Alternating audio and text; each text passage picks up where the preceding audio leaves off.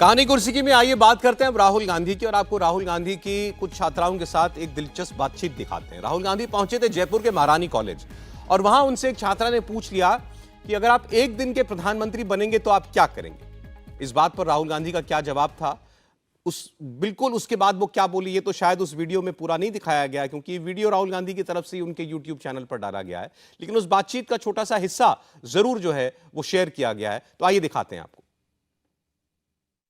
Sir किसी भी बॉलीवुड जैसा सवाल है, अगर आप एक दिन के लिए पीएम बने तो आप क्या करेंगे? See, there are two types of economies. There is a production economy, जो चीजों को प्रोड्यूस करती है। आजकल प्रोडक्शन को चाइना डोमिनेट कर रहा है, तो I would like to start positioning India. Sir but अब तो मतलब बंद हो रहा है चाइना से लेना। नहीं बंद नहीं हुआ है, एक्चुअली इंक्रीज हुआ है। अगर आप पिछले 5 साल में देखें तो Chinese imports are shooting up. वो मीडिया कह रही है कि बंद हुआ है, एक्चुअली अगर आप नंबर्स देखेंगे नहीं हुआ। I mean, I would like that Chinese people are using made in India products, you know, made in Jaipur products, and some of you are running those companies that are sending those products there. That's what I would like to see. Politician नहीं होते तो आप क्या बनते? So I'm actually many things. I'm, for example, a teacher. I teach youngsters. I'm a cook. So I'm multiple things. But that's a complicated thing to put across. अब राहुल गांधी से सवाल तो बड़े दिलचस्प थे। अब बाकी बातचीत सुनने देखने के लिए थोड़ा इंतजार करना पड़ेगा जब ये पूरा वीडियो जो है अपलोड किया जाएगा कांग्रेस की तरफ से। लेकिन सवाल ये था कि आप एक दिन के प्रधानमंत्री बनेंगे तो क्या कहेंगे, क्योंकि उसके जस्ट बाद जो जवाब है वो ये है कि मैं भारत और चीन के ट्रेड के ऊपर शायद कुछ फोकस करता। और दूसरा हिस्सा जो था उस पर आगे बात करेंगे जब वो कह रहे हैं कि आप नेता ना होते तो क्या होते। तो उन्होंने कहा मैं खाना भी बना लेता हूं, मैं टीचर भी हूं, मैं पढ़ाता भी हूं, सारी बातें। तो पहली बात ये अब मैं आपसे पूछ लेता हूं, राहुल गांधी प्रधानमंत्री बनेंगे, इसको आप कभी सोचते हैं तो क्या दिल में क्या आता है? देखिए, मैं तो यही कहूँगा कि राहुल गांधी ने जो जवाब दिया वही असली है। मनमौजी हैं राहुल गांधी, वो सब कुछ करते, बहुत कुछ करते, और देश के प्रधानमंत्री को बहुत कुछ करने वाला नहीं होना चाहिए, फोकस्ड होना चाहिए। राहुल जी सचमुच हो सकता है उनके मन। और मैं एक बात बार बार कहता हूँ कि ये जो इस तरह की चीज़ें होती हैं ना, ये बड़ी अच्छी होती हैं, बड़ी अच्छी लगती हैं, और ये हर नेता को करना चाहिए। लेकिन एक मुश्किल होती है, मैं अभी जब देख रहा था तो मुझे तो राहुल गांधी नरेंद्र मोदी के सबसे अच्छे ब्रांड एम्बेसडर के तौर पर दिख रहे हैं। जो नरेंद्र मोदी लगातार कह रहे हैं, आज उसको इतनी सहज सरल भाषा में समझा रहे हैं। नरेंद्र मोदी को उनको आज थैंक यू बोलना चाहिए। आज अगर कहानी कुर्सी की पीएमओ के अधिकारी दिखाएं उनको, जो कि दिखाएंगे ही दिखाएंगे, तो उनको बोलना चाहिए थैंक यू राहुल जी। क्यों? और जो भाजपा का आईटी सेल है वो भी इसको कट करे चलाए, क्योंकि राहुल गांधी कह रहे हैं कि भाई चाइना आजकल डोमिनेट कर रहा है। भैया आजकल नहीं डोमिनेट कर रहा है, 80s से चाइनीज पॉलिसी जो चेंज हुई, जो उन्होंने कहा कि कैपिटलिस्ट बुरा हो सकता है, कैपिटल बुरा नहीं है, और हमें कैपिटल का इस्तेमाल अपने देश में कैपिटल फॉर्मेशन के लिए यूज करना है। और दुनिया की सारी उद्योग धंधे की जो बड़ी बड़ी कंपनियां थी वो अमेरिका से छोड़कर चाइना पहुंच गई, दुनिया के दूसरे हिस्से से पहुंच गई। जिसकी बात वो कर रहे हैं वो कांग्रेस की सरकारों में नहीं हो पाया। नरेंद्र मोदी भी यही कह रहे हैं, मेड इन इंडिया वही है। आज की तारीख में जिस पीएलआई स्कीम की बात करते हैं वो वही है, लेकिन चीन के साथ इंपोर्ट और एक्सपोर्ट का जो ट्रेड इम्बैलेंस है, समय लगेगा भाई। लेकिन राहुल जी जो कह रहे हैं और नरेंद्र मोदी जो कर रहे हैं वो एक है।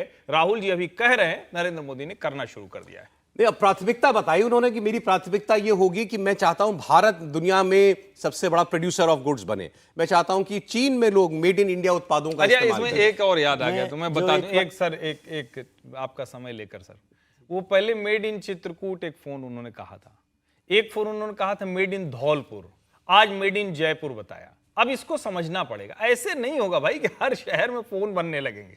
चीन में भी जब हुआ तो उसने उस समय के लिहाज से विशेष आर्थिक क्षेत्र तय किए, स्पेशल इकोनॉमिक जोन्स तय किए। दुनिया की 5 बड़ी इकोनॉमिक जोन वो भारत में, चाइना में है, और वो इतनी बड़ी है जितने भारत में नए नए शहर बसते हैं। जैसे हम नोएडा बसाते हैं तो उसने कहा चलो स्पेशल इकोनॉमिक जोन बना देते हैं। तो मुझे लगता है कि आज भारत जो कर रहा है वो आज के लिहाज से सही है। आज जो पीएलआई स्कीम है, आज जो अलग अलग 14 क्षेत्रों में निवेश आ रहा है, कंपनियां आ रही हैं, राहुल जी की सदिच्छा है तो वो पूरा होता हुआ दिखेगा। अच्छा, वैसे ये इस सवाल का राहुल गांधी का पूरा जवाब मुझे तो लगता है सबको देखना चाहिए जब वो अपलोड हो जाए तो, क्योंकि राहुल गांधी के आलोचक जो है वो क्या कहते हैं उनके बारे में कि राहुल गांधी क्यों उनकी बातों में गंभीरता या गहराई नहीं नजर आती, या राहुल गांधी पॉलिसी इश्यूज पर नहीं बोलते? राहुल गांधी, अगर जब सवाल हुआ आपकी सरकार आएगी तो आप क्या करेंगे, तो एक क्लैरिटी होनी चाहिए, बड़ा क्रिस्टल क्लियर थॉट होना चाहिए कि I stand for this economically, foreign relations में, इंटरनल हालात के ऊपर। वो राहुल गांधी के पास वो सोच है क्या? उसका जवाब शायद हमको मिलेगा। मैं बिल्कुल यही बात कर रहा हूँ कि बहुत, एक तो पहले मैं बहुत शुभकामनाएं देना चाहता हूँ राहुल गांधी जी को कि वो प्रधानमंत्री बने, और एक दिन के लिए ना बने, जब भी बने मौका मिले, कोई इसमें बुराई की बात नहीं है। हिंदुस्तान की डेमोक्रेसी जब उनको मौका देगी तो वो प्रधानमंत्री भी बने, वो बात नहीं है। लेकिन जो सवाल पूछा गया उसमें एक बात जो त्रिपाठी जी ने कही, वो प्रधानमंत्री जी के एम्बेसडर है, वो उसको उन्होंने और ज़्यादा जोर से बात कही है। प्रधानमंत्री जो बात वोकल फॉर लोकल की बात कर रहे हैं, वही बात राहुल गांधी भी कह रहे हैं कि भाई मेड इन इंडिया का प्रोडक्ट हो, जयपुर का प्रोडक्ट हो, ये सब काम कर रहे हैं। हालांकि थोड़ा सा स्टडी करते तो पता पड़ता है कि जयपुर में कितने प्रोडक्ट्स हैं जो दुनिया भर में चल रहे हैं। कालीन का जो पूरा का पूरा बिजनेस है जयपुर में, ये कलर स्टोन्स का जो बिजनेस है वो वहाँ पर कितना बड़ा हो रहा है, मार्बल का कितना बड़ा काम हो रहा है, वो अच्छी बात है। लेकिन जब ये सवाल पूछा जाए कि आप प्रधानमंत्री बनेंगे तो क्या करेंगे, तो वो एक क्लैरिटी होनी चाहिए कि मैं इस देश को कहाँ ले जाना चाहता हूँ या मेरी पॉलिसी क्या हो सकती है। चाइना के साथ जो उनका अफेयर है एक तरह का, कि हर बात में चाइना को लेकर ऑब्सेशन कह लें उसको, सॉरी ऑब्सेशन कह लें, वो ठीक है और वो बात ठीक करे। लेकिन मुझे नहीं समझ आया कि किस मीडिया में वो देखते हैं कि जहाँ कहा जा रहा है कि चाइना इंडो चाइना जो ट्रेड है वो क्या है, कम हो गया। सब लोग इसी की आलोचना करते रहते हैं क्योंकि हमारा जो ट्रेड डेफिसिट है चाइना के साथ वो लगातार बढ़ता जा रहा है और इम्पोर्ट जो है चाइना से बढ़ रहा है, और उसी की कोशिश में प्रधानमंत्री बार बार मेड इन इंडिया और ये जो सारी बात है वोकल फॉर लोकल की कर रहे हैं, तो वो अलग बात है। लेकिन उस सवाल का जवाब में मैं ये चाहता था कि राहुल गांधी बताएं कि वो प्रधानमंत्री बनेंगे तो वो इस देश को कहाँ ले जाना चाहते हैं, या मोदी सरकार से बिल्कुल उलट वो ये काम करना चाहते हैं, या मोदी सरकार के इस काम को आगे बढ़ाना चाहते हैं। दोनों में से कुछ तो होता है ना, वो क्लैरिटी होती है भाई इकोनॉमिक पॉलिसी में मैं ये करना चाहता हूँ, विदेश नीति पर मैं ये करना चाहता हूँ, एजुकेशन पर ये करना चाहता हूँ। लेकिन फिर भी अच्छी बात है, जैसे इस सरकार ने कहा हुआ है कि भाई 2047 तक नरेंद्र मोदी कहते हैं हम भारत को विकसित राष्ट्र बनाएं। हाँ, तो वो वर्ल्ड स्टेज पर भारत अब वो 2047 तक तो इलेक्शन नहीं लड़ रहे हैं नरेंद्र मोदी, लेकिन वो 2047 तक के विजन को सोच रहे हैं। तो वो भी बताते, और जवान आदमी है राहुल गांधी, तो वो बताते कि हम अगले 25 साल में हिंदुस्तान को यहाँ पहुंचाना चाहता हूँ, मैं यहाँ ले जाना चाहता हूँ।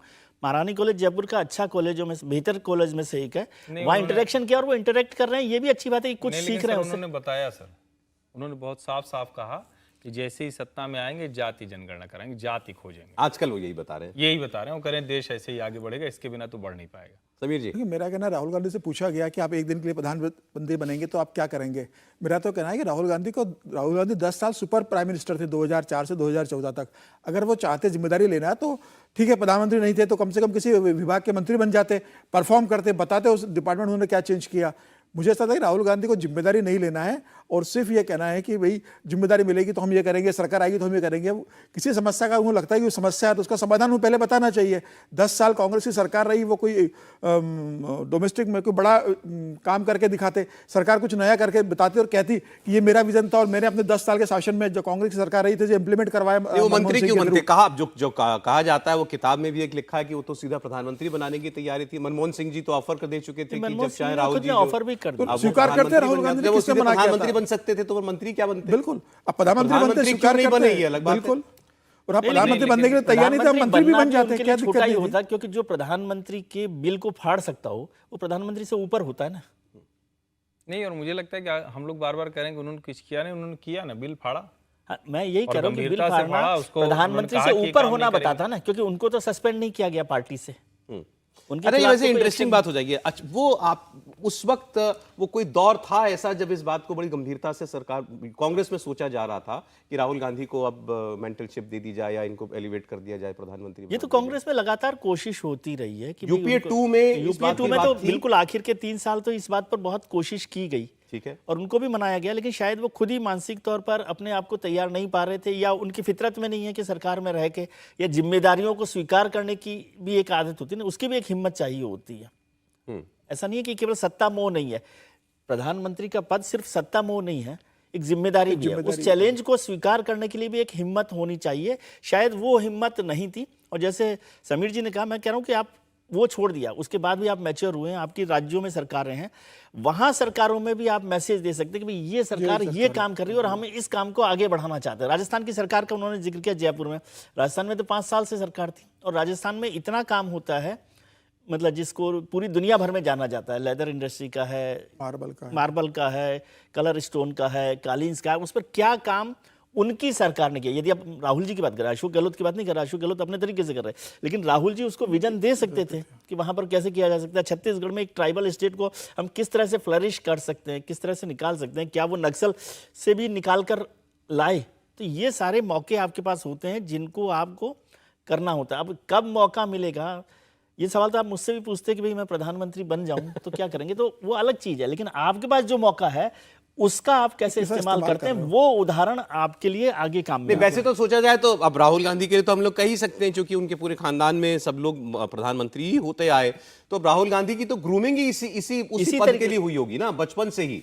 इंदिरा गांधी मंत्री बन के फिर प्रधानमंत्री बनी, केवल एक इंदिरा गांधी थी जिन्होंने प्रधानमंत्री बनने से पहले मंत्री का कामकाज किया हुआ है। बिल्कुल ठीक नहीं, लेकिन राहुल गांधी के पास इतने मौके ये थे जो बताते कि भाई देखो हम जब भी मौका मिला तब मैंने ये काम किया है।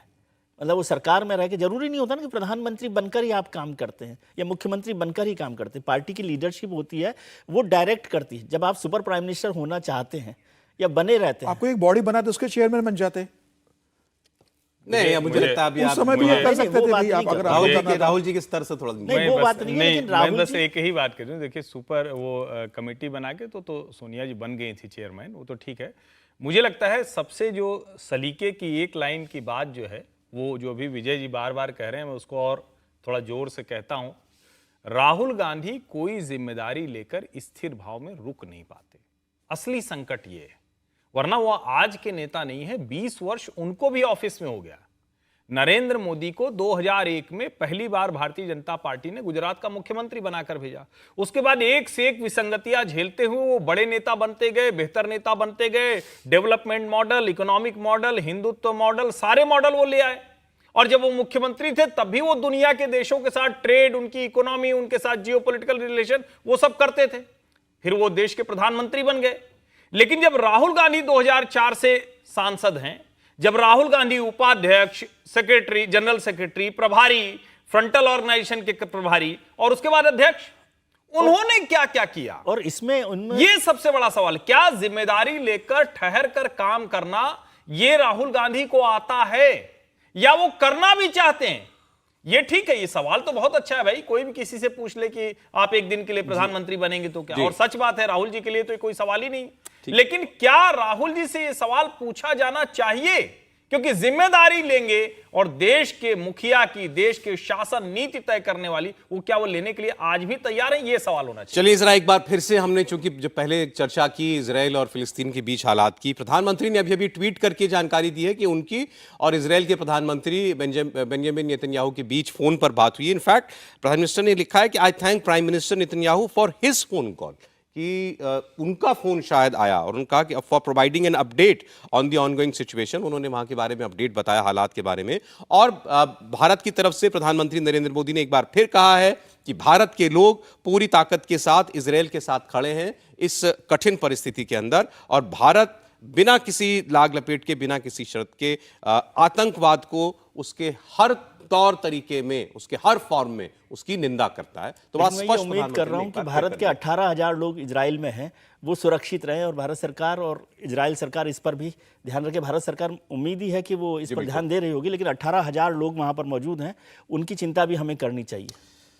तो बहुत शुक्रिया आप लोगों का आज कहानी कुर्सी में आने के लिए, समीर जी, विजय जी, हर्षवर्धन जी।